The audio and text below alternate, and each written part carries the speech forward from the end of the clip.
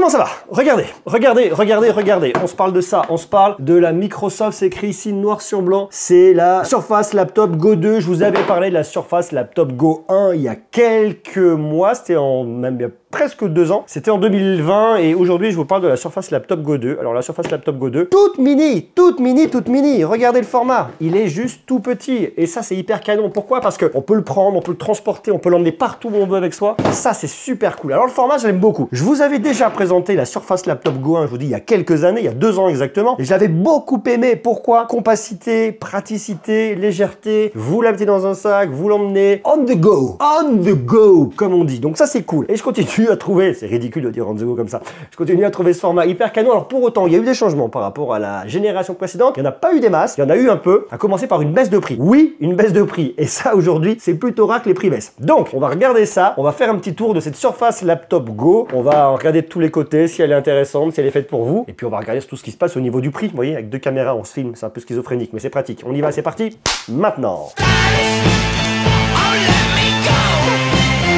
La Surface Laptop Go 2, c'est elle. Petit écran, tout mignon. On va regarder ça dans quelques instants. Petit clavier, petit format. Regardez, vous n'avez pas de place de perdu pour les haut-parleurs, d'un côté comme de l'autre. C'est extrêmement compact, c'est très minimaliste et c'est plutôt bien fichu. Donc ça, c'est déjà très très chouette. Elle fait quoi? 1,127 kg, très légère. Et une fois de plus, tout à retenir ici, c'est la finesse du truc. C'est extrêmement fin. Donc vous voyez, ça, c'est tout petit. On peut même l'utiliser comme un ventilateur. Ça ferait un ventilateur très cher. Donc on ne le fait pas. Mais on pourrait. Tout en sachant que vous avez ici 3 couleurs plus une nouvelle couleur. La nouvelle couleur, je l'ai pas, c'est la vert sauge. Alors elle existe en platine, en vert sauge, en bleu glacier et en sable. Je le lis, je connais pas tout par cœur. La partie supérieure ici, c'est de l'aluminium et le reste que vous allez avoir sur le dessous, ça c'est du polymère, un petit polymère que vous avez là. C'est soyeux, c'est mignon, ça marche bien. Ça permet de descendre un peu les coûts et ça fait le taf, vraiment. Ici, on a un écran de 12,4 pouces. Alors ici, c'est pas du Full HD. On est sur une résolution 1536 par 1024 pixels à 148 pixels par pouce. C'est exactement la même chose qu'on avait sur la génération d'avant. On est sur un ratio 3,5, un peu plus long que le 16/9. On a des haut-parleurs stéréo qui sont planqués quelque part ici, mais qu'on ne voit pas. Haut-parleurs très discrets. Et surtout, vous avez un son qui est quand même, alors,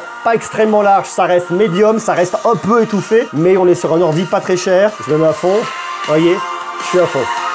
Bon, ça fait le taf, même si c'est pas non plus bien révolutionnaire ici. On a néanmoins du Bluetooth 5.1 si vous voulez venir vous appairer directement avec un casque sans fil. Côté performance, c'est là où c'est intéressant, ils ont upgradé, on est sur un i5. Vous n'avez qu'un i5 ici, vous n'avez pas de i7, vous n'avez pas du tout de i9, vous avez uniquement un i5 et c'est de la 11e génération, pas de la 12e génération. Ça permet de tirer les coups un petit peu vers le bas. Alors vous allez voir, on va parler des usages dans quelques instants, on ne s'attendra pas à avoir une machine extrêmement performante, on ne pourra pas faire des trucs de dingue, on ne pourra pas faire de montage vidéo un peu costaud, mais on peut faire plein de choses et surtout un tarif hyper canon. Et il faut savoir quand même qu'ici vous avez 4 ou 8 Go de RAM, c'est de la LPDDR4X, et 128 ou 256 Go de stockage en SSD. Et côté graphique, on aura une Intel Iris Xe, très standard, mais c'est normal. La batterie, c'est une 41 Wh. On a un bloc de charge de 39 watts, ça ne change pas du tout par rapport à ce qu'on avait sur la première génération. Fatalement, l'OS, il aura changé, on est ici sur un Windows 11. Alors Windows 11, j'en ai déjà parlé, il y a plein de nouvelles choses, on va avoir un côté un peu plus centré, on va avoir plein de nouveaux trucs. Je vous invite à venir voir ma vidéo sur Windows 11 si vous ne l'avez toujours pas vu. Plein de nouvelles fonctionnalités, hyper sexy. Une fois de plus, je vous renvoie à ma vidéo. Le clavier est très sympa, très agréable avec un bon retour de touche. Le bouton de démarrage ici, un capteur d'empreinte digitale pour déverrouiller très rapidement. En gros, on a tout ce qu'il nous faut directement sous la main. Et les finitions sont vraiment bien. Par contre, on a un petit trackpad. Alors ici, c'est pas du tout de l'haptique. On a un vrai bouton physique, vraiment. On pourrait reprocher qu'il soit pas assez grand. Malgré tout, il prend quand même une bonne place. Est-ce qu'on pourrait l'élargir un petit peu? Oui et non. C'est déjà ce que je vous disais lorsque je vous présentais la première version. Dans l'ensemble, comme il est là, malgré tout, le combo trackpad plus clavier, moi, il me va très bien. On vient retrouver une petite caméra située juste là, à la regarder juste ici qui est planquée. Alors ici, c'est une caméra HD. Ici, pas de Full HD. Bon, alors, ce que je vois là déjà, je sais pas si... Ah, ça va déjà un peu mieux parce que je l'ai trouvé très jaune comme ça, lorsque je me mettais là. Alors, c'est pas une résolution de dingue, c'est pas une caméra de dingue. Elle fera le taf. Et pour venir l'utiliser, pour venir... Ah, bah, regardez là, comme je suis jaune là. Oh, nom de Dieu. C'est très bizarre, hein, parce que là, je suis à 6500 Kelvin. Je sais pas si ça vous parlera, mais là je suis, ouais, je sais pas, c'est un peu changeant. Bon, pour venir faire de la visio, en tout cas, ça fonctionnera. Côté connectique, on va retrouver un port Surface Connect pour venir la recharger très facilement et sans galérer. De l'USB-A, de l'USB-C et une prise jack pour venir brancher un casque très facilement. Alors, on pourrait se dire, ok,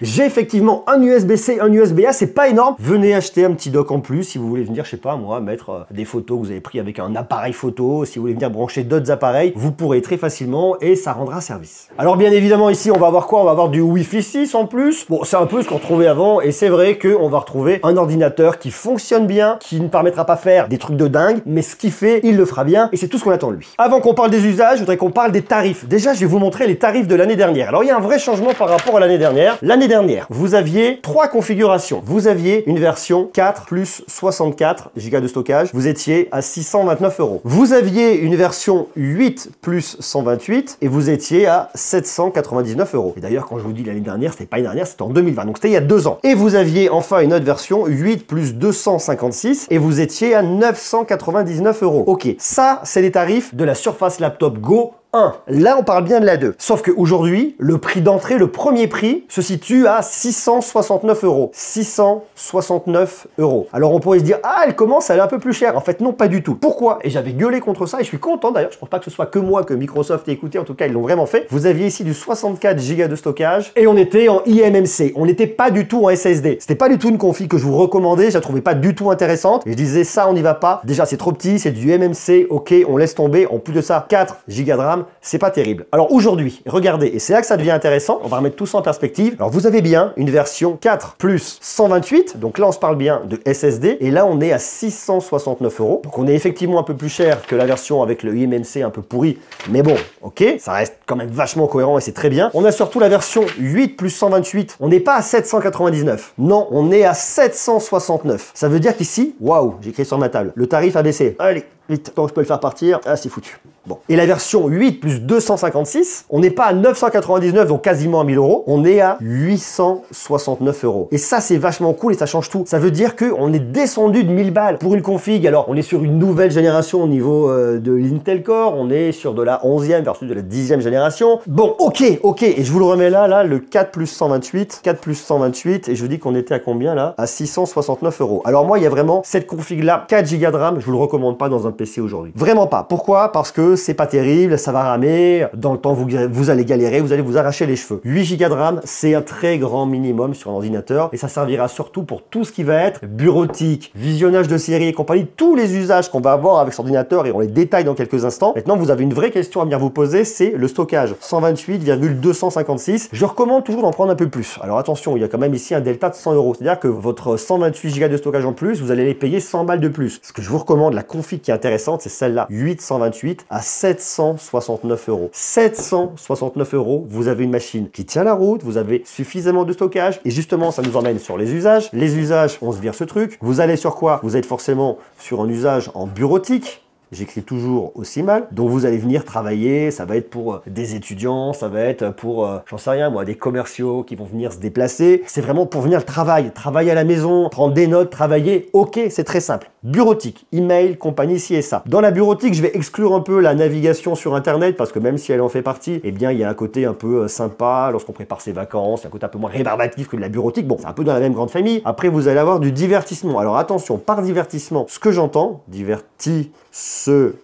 ce n'est pas du tout du divertissement qui va être lié aux jeux vidéo. Si vous voulez jouer, c'est dans le cloud gaming, pas moins, pas plus. Divertissement, ça va être films, séries, Netflix, Disney+, Prime Video, MyCanal et compagnie. Là, vous l'aurez très bien, sans aucun problème. Voilà les usages qu'on va avoir ici. Donc ça, 8 Go de RAM, ça suffit et ça fait le taf. Il n'y a pas besoin d'en mettre plus. Si on voulait aller faire du montage vidéo, si vous voulez aller travailler du Photoshop multicalque, si on voulait aller plus loin, il faudrait quand même venir booster un peu plus la machine, augmenter la RAM, passer sur un grand minimum de 16 Go de RAM, ce qui ici n'est pas possible. Ici, c'est un i5, c'est 8 Go de RAM, c'est ce que je vous recommande. La vraie question à venir vous poser, c'est est-ce que je veux 128, est-ce que je veux 256? Je prends 128 si je stocke pas beaucoup de fichiers, si j'ai beaucoup de choses dans le cloud, ça peut être, j'en sais rien, un pack Office et compagnie, ça tient la route, c'est bien, il n'y a pas de souci. Si maintenant vous stockez beaucoup de choses en interne, 256, why not? Mais pour moi, cet ordinateur, son vrai prix, c'est 769 € et à 769 €, vous avez une propos qui est hyper canon. Donc voilà ce que je voulais vous montrer, ce que je voulais vous dire. Je trouve qu'une fois de plus, c'est un truc qui est très bien parce que, en fait, si vous voulez, ça vient ajouter un produit à un tarif hyper canon dans la gamme de Microsoft. C'est un petit ordinateur soit pour débuter, soit quand on n'a pas besoin de grosses configurations et surtout qu'on a besoin de pouvoir l'emmener facilement avec soi, avec un truc très léger, très cool. Donc effectivement, on va pas avoir les meilleures finitions à l'arrière, on n'est pas sur de la lutte de tous les côtés, mais on a un truc qui marche plutôt bien, qui est plutôt soyeux, on a un clavier de bonne qualité, on a un bon trackpad, on a un écran, même si on n'est pas sur du Full HD, pour regarder un peu de contenu multimédia, ça va fonctionner, attention, la plupart du temps on regarde sur nos smartphones, donc ça fonctionnera, pas de souci là-dessus. Très très beau positionnement ici de la part de Microsoft. Donc je trouve très cool. À vous de me dire, vous, comment vous le trouvez. Est-ce que vous avez acheté la Surface Laptop Go 1? Est-ce que, dans le cas contraire, vous pourriez acheter la 2? Est-ce qu'elle vous tente? Est-ce qu'elle vous fait de l'œil? Est-ce que vous comprenez le positionnement? Vous marquez tout ça juste en bas dans les commentaires. Et nous, on se retrouve très vite pour continuer à parler de tech. Parce que même l'été, et là, vous ne le regardez peut-être pas en été, mais tout au long de l'année, on va dire ça comme ça, il y a beaucoup de choses qui se passent. Beaucoup. Et ça, c'est bien. Je vous embrasse. Prenez soin de vous. À bientôt. Des bisous de l'amour.